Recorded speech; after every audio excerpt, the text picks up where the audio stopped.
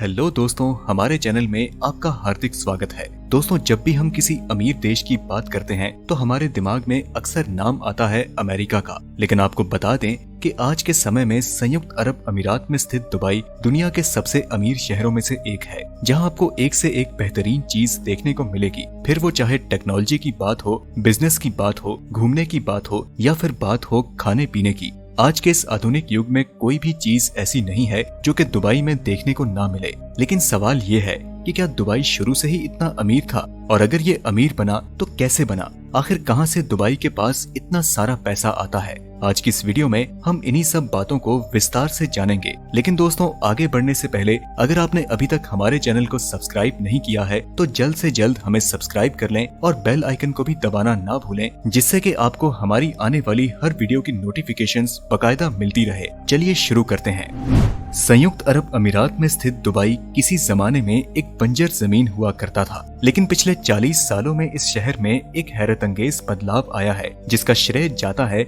संयुक्त अरब अमीरात के प्रधानमंत्री शेख मोहम्मद बिन राशिद अल मखदूम को, जिन्होंने 1980 से लेकर अब तक पूरे के पूरे दुबई का नक्शा ही बदल डाला है। और इसी कारण दुबई दुनिया में आकर्षण का एक मुख्य केंद्र बन चुका है। दोस्तों, आपके पास पैसा हो या ना हो ये कोई परेशानी वाली बात नहीं है, लेकिन अगर जिंदगी में आपके पास कोई मकसद ना हो ये गंभीर समस्या का विषय है। जरा सोचें कि दुबई, जो कि पहले सिर्फ एक रेगिस्तान हुआ करता था, अचानक ऐसा क्या हुआ कि वह आज के समय में दुनिया का सबसे बड़ा बिजनेस हब बन चुका है, और जहां चारों तरफ ऊंची ऊंची इमारतें देखने को मिलती हैं। तो आपको बता दें कि ये सारा कुछ केवल एक ही आदमी के मजबूत इरादों की बदौलत ही संभव हुआ है।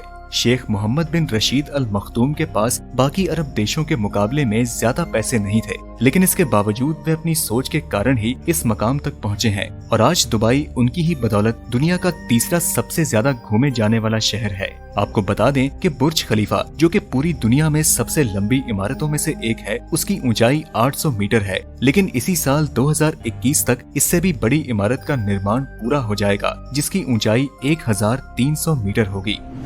दोस्तों, क्या आप यकीन करेंगे कि दुबई के पास अपने खुद के खाने पीने के लिए कुछ नहीं है? तो ऐसे में सवाल ये उठता है कि इन सब के बावजूद दुबई इतना कामयाब शहर कैसे बना? तो आपको बता दें कि ये सब कुछ शेख मोहम्मद बिन राशिद अल मखदूम की सोच का कमाल है। जैसे कि एक सामान्य इंसान अपनी जिंदगी में 2 से 3 साल तक के लिए प्लान करता है, लेकिन शेख साहब अपने देश के लिए 2 या 3 साल नहीं बल्कि पूरे 10 साल आगे का प्लान करते हैं कि अभी वे कहां पर हैं और आज से 10 साल बाद वे कहां पर होंगे, और अपनी कमाल की सोच के साथ वे वहां तक पहुंच भी जाते हैं।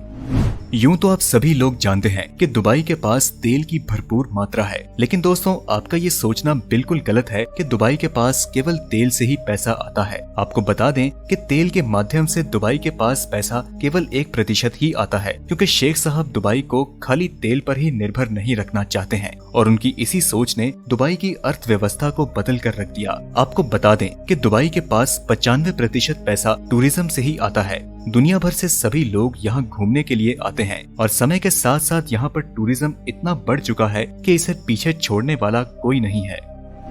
दोस्तों, इस शहर का एक ही नियम है, और वो ये है कि अगर कुछ करना है तो बड़ा करेंगे, वरना बड़े के अलावा कुछ नहीं करेंगे। यहाँ पर केवल आर या पार की ही बातें होती हैं। यहाँ पर केवल इतिहास रचा जाता है। यहाँ अगर कोई भी नई इमारत बनती है तो वह दुनिया की सबसे ऊंची इमारत होती है। कहीं समुंदर के अंदर टेनिस कोर्ट, तो कहीं दुनिया का एकमात्र 7 स्टार होटल यहीं पर आपको देखने को मिलेगा। यहाँ जो भी होता है वह पूरी दुनिया में सबसे बड़े पैमाने पर होता है, क्योंकि यहाँ के लोग कुछ अलग करने की सोचते हैं। जब तक आप कोई बड़ा कदम नहीं उठाएंगे तब तक आप दुनिया के लिए कोई बड़ी खबर नहीं बनेंगे। और बुर्ज खलीफा, जो कि दुनिया की सबसे ऊंची इमारतों में से एक है, वह इस बात का जीता जागता प्रमाण है। इस इमारत का एक एक घर अरबों रुपए में बिकता है, और साथ ही साथ दुबई हमेशा के लिए एक पर्यटन स्थल बन चुका है।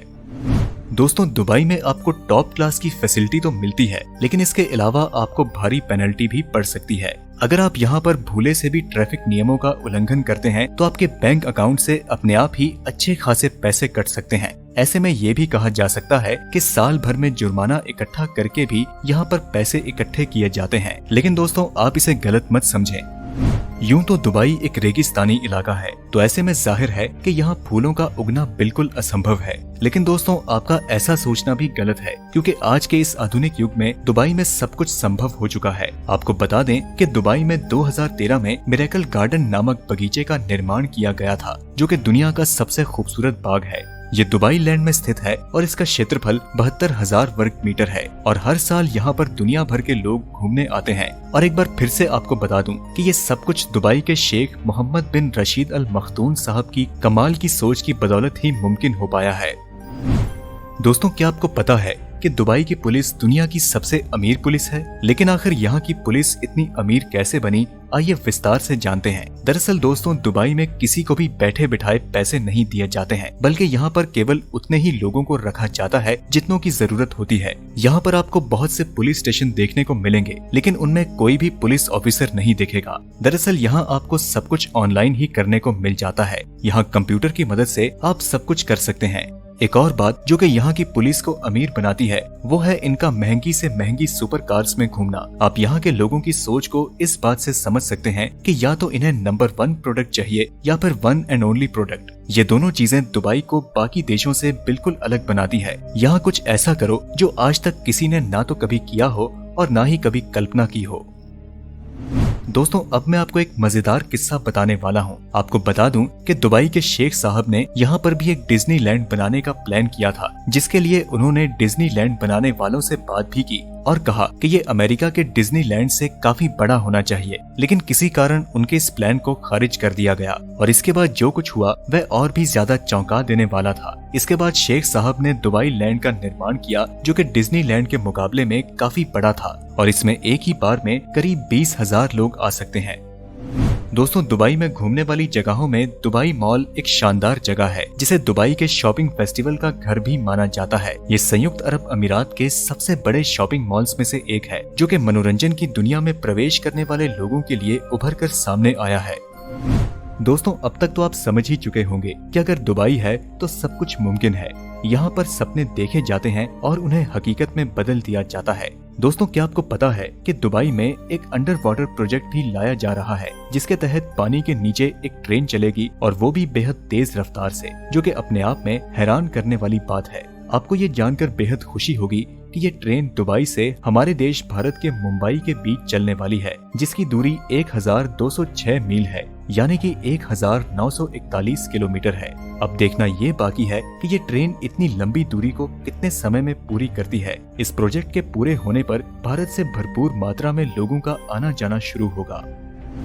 इतना ही नहीं दोस्तों, दुबई में मैन मेड आइलैंड भी तैयार किया गया है, जो कि ऊपर से देखने में एक पाम के पेड़ जैसा लगता है। लेकिन दोस्तों, आपको क्या लगता है कि इस आइलैंड को ऐसे आकार में बनाने का क्या कारण होगा, वरना इसे गोल आकार में भी बनाया जा सकता था। दरअसल शेख साहब का इरादा ये था कि इस छोटे से आइलैंड में बनाए गए सभी मकान एक बीच के किनारे पर होने चाहिए, जो कि गोल आकार में संभव नहीं था। इसके बाद इन इमारतों को मोटी रकम में बेच दिया गया। है ना कमाल का आइडिया? इसे कहते हैं दूसरों से अलग सोचना।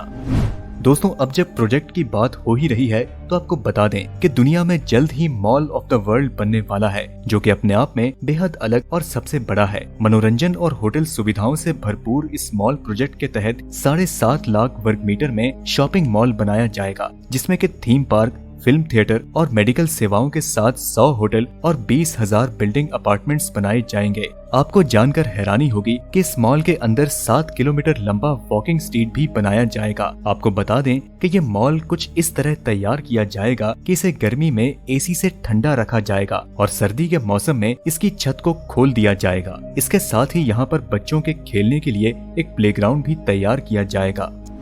तो दोस्तों, ये है दुबई का लेवल और यहाँ के लोगों की सोच। आपका मकसद और नजरिया ही आपका भविष्य तय करता है। आप जीतेंगे या हारेंगे, ये आपकी सोच पर ही निर्भर करता है। अगर आप भी दुबई के बारे में कुछ और जानते हैं और वहाँ से आने के बाद इस वीडियो को देख रहे हैं, तो हमें अपने अनुभव कमेंट के माध्यम से जरूर बताएं। वीडियो पसंद आई तो इसे लाइक करें और अपने दोस्तों के साथ ज्यादा से ज्यादा शेयर करें। हम मिलते हैं आपसे अगली वीडियो में, तब तक के लिए नमस्कार।